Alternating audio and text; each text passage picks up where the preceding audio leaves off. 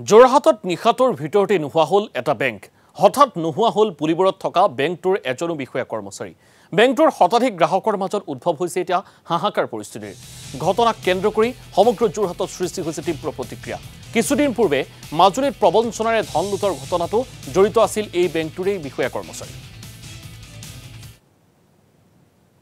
ইয়াত মানে মানুহ একেলগে নাইকিয়া হোৱা নাই প্ৰথম মেইন দুজনমান আহি থাকে আপোনাৰ মাজুলী মানুহ মিচিং মানুহ তেখেতলোক 10 দিন মানৰ পৰা মানে নাইকিয়া মই সোধো ক'ত গ'ল বোলে আমাৰ অলপ ইয়াত ট্ৰেইনিং দিছোঁ গুৱাহাটীত আছে মানে মেইন যিজন CEO বুলি কয় তেখেতে কৈ আছিলে তাৰপিছত লাহে লাহে মানুহ নাই ইয়াত দুজন লোকেল মানুহ চলাই আছিল আৰু তেওঁলোক আহিছিল আজি আহি পেলাই আকৌ ঘূৰি গ'ল আৰু কিমান ইয়াত গ্ৰাহক কিমান আছিল তেওঁলোকৰ আছিলে 50-60 জন মান টোটেল তেওঁলোকে ইয়াত টকা জমা ৰাখিছিল আৰু লোন দিম বুলি আপোনাৰ তেওঁলোকে মানে কি বেংকৰ আমাৰ হেৰি ল'ব লাগিব মানে মেম্বাৰশ্বিপ ল'ব লাগিব তেনেকৈ 20,000কে লয় 1,20,000 তেনেকৈ ল'লে আপোনাৰ সেইবোৰ চব জব্দ কৰি থৈছে মোক থাকিলে আপোনাৰ 50,000 মান টকা থাকিলে